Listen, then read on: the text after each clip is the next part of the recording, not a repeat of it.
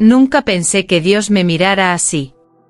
Era una tarde gris cuando Sor María caminaba por los pasillos del convento. La luz que se filtraba por los vitrales teñía de rojo y oro las paredes frías. Todo estaba en silencio, salvo el eco de sus pasos y el susurro de un viento que parecía conocer secretos antiguos. Al entrar en la capilla, algo llamó su atención, un pequeño manuscrito abandonado sobre el altar. No recordaba haberlo visto antes y su corazón latió con una mezcla de miedo y curiosidad.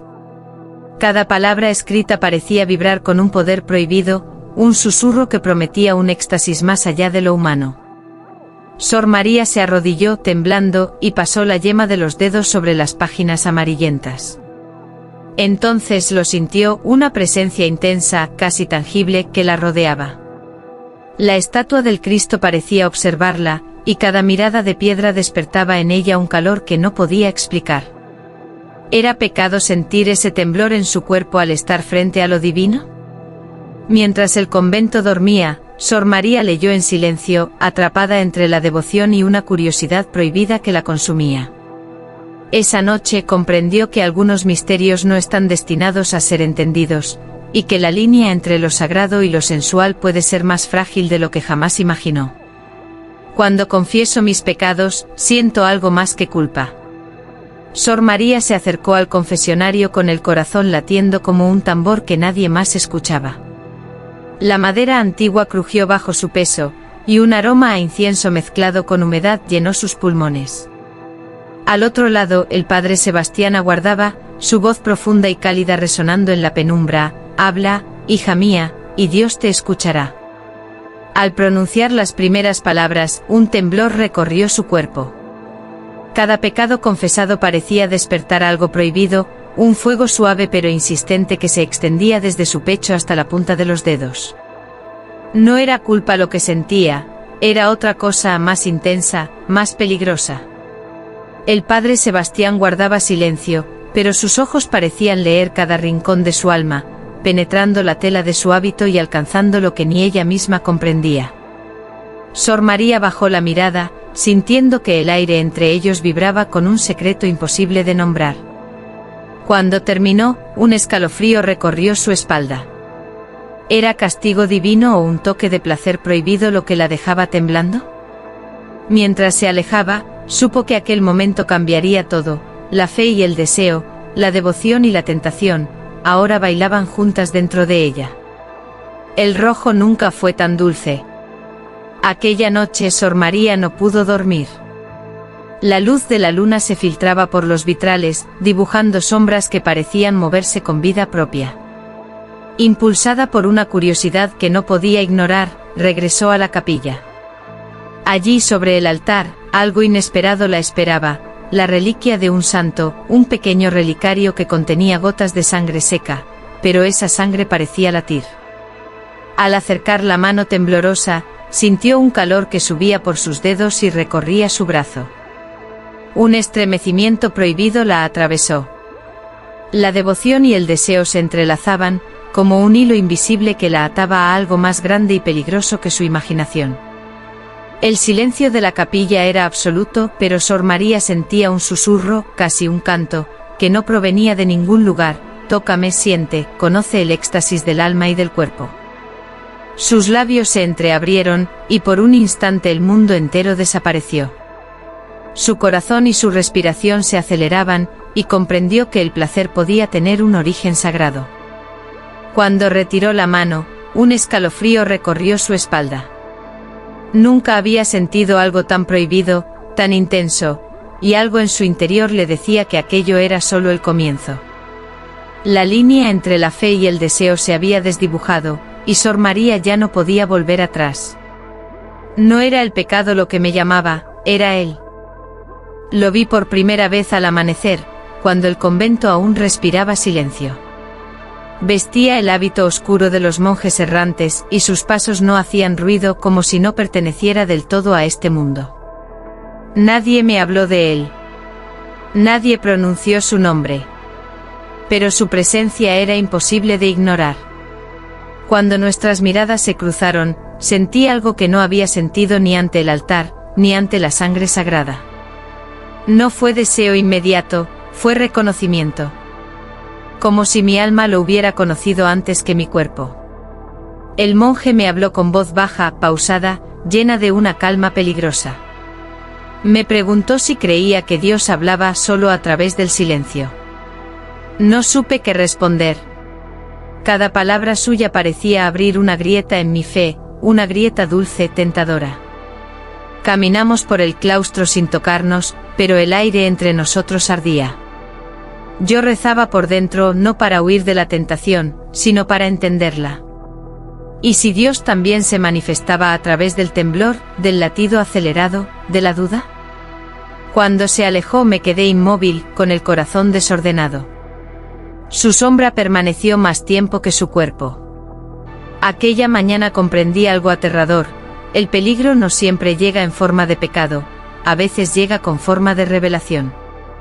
Cada pasillo es un secreto, y cada secreto me llama por mi nombre. Esa noche el convento no dormía. O quizá era yo quien ya no sabía descansar. La campana marcó la hora del silencio, pero dentro de mí todo gritaba. Me levanté sin encender la vela, guiada por una intuición peligrosa, como si el suelo conociera mis pasos antes que yo. Descubrí un corredor estrecho detrás de la biblioteca, oculto tras un tapiz antiguo. Nunca lo había visto. El aire allí era más denso, cargado de polvo y promesas olvidadas. Cada pared parecía guardar confesiones que jamás llegaron al confesionario. Avancé despacio, con el corazón acelerado. Pensé en el monje. En su mirada. En la forma en que sus palabras habían dejado preguntas abiertas dentro de mí. ¿Era pecado buscar respuestas fuera de la oración? El pasillo se bifurcaba como un laberinto.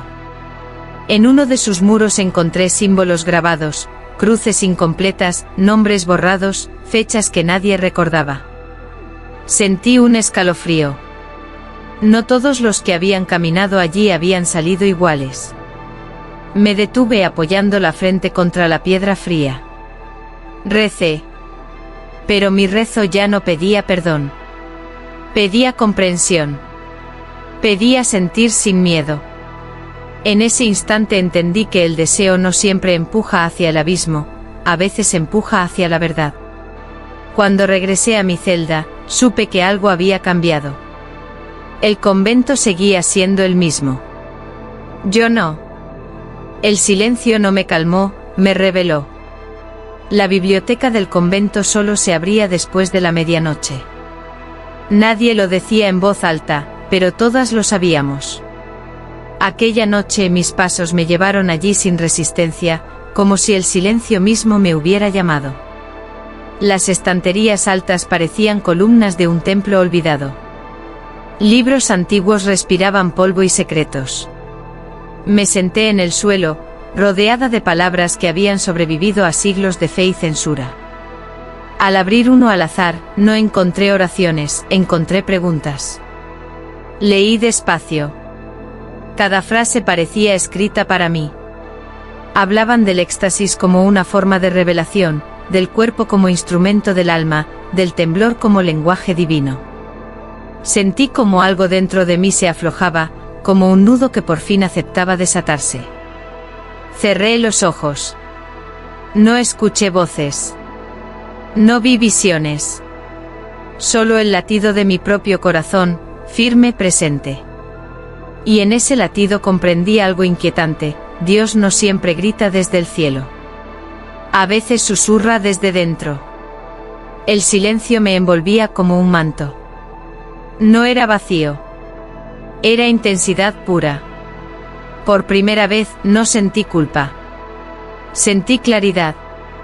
Una paz peligrosa, profunda, que no pedía permiso. Cuando dejé la biblioteca, el amanecer ya se insinuaba. Sabía que después de aquella noche no podría fingir inocencia. Había probado un éxtasis sin testigos, y el silencio, desde entonces, nunca volvió a ser el mismo. El silencio no me calmó, me reveló. La biblioteca del convento solo se abría después de la medianoche. Nadie lo decía en voz alta, pero todas lo sabíamos. Aquella noche mis pasos me llevaron allí sin resistencia, como si el silencio mismo me hubiera llamado. Las estanterías altas parecían columnas de un templo olvidado. Libros antiguos respiraban polvo y secretos. Me senté en el suelo, rodeada de palabras que habían sobrevivido a siglos de fe y censura. Al abrir uno al azar, no encontré oraciones, encontré preguntas. Leí despacio. Cada frase parecía escrita para mí. Hablaban del éxtasis como una forma de revelación, del cuerpo como instrumento del alma, del temblor como lenguaje divino. Sentí como algo dentro de mí se aflojaba, como un nudo que por fin aceptaba desatarse. Cerré los ojos. No escuché voces. No vi visiones. Solo el latido de mi propio corazón, firme presente. Y en ese latido comprendí algo inquietante: Dios no siempre grita desde el cielo. A veces susurra desde dentro. El silencio me envolvía como un manto. No era vacío. Era intensidad pura. Por primera vez no sentí culpa. Sentí claridad. Una paz peligrosa, profunda, que no pedía permiso. Cuando dejé la biblioteca, el amanecer ya se insinuaba. Sabía que después de aquella noche no podría fingir inocencia. Había probado un éxtasis sin testigos, y el silencio, desde entonces, nunca volvió a ser el mismo. Dios no me habló con palabras, me mostró la verdad. La noche cayó sin ruido, como si el mundo contuviera la respiración. Me desperté antes del alba, con una sensación extraña en el pecho, una certeza que no sabía explicar. No era miedo. Era un llamado. Salí de mi celda y caminé hasta el jardín interior del convento. La luna iluminaba las estatuas de los santos, y por primera vez no los vi inmóviles. Sus rostros parecían observarme con una compasión inquietante, como si conocieran mi lucha mejor que yo misma. Entonces ocurrió. No fue una visión clara, sino fragmentos, fuego que no quemaba, luz que no cegaba, voces sin sonido. Me vi a mí misma arrodillada, no pidiendo perdón, sino aceptando. Comprendí que mi conflicto no era entre Dios y el deseo, sino entre la verdad y el miedo a nombrarla.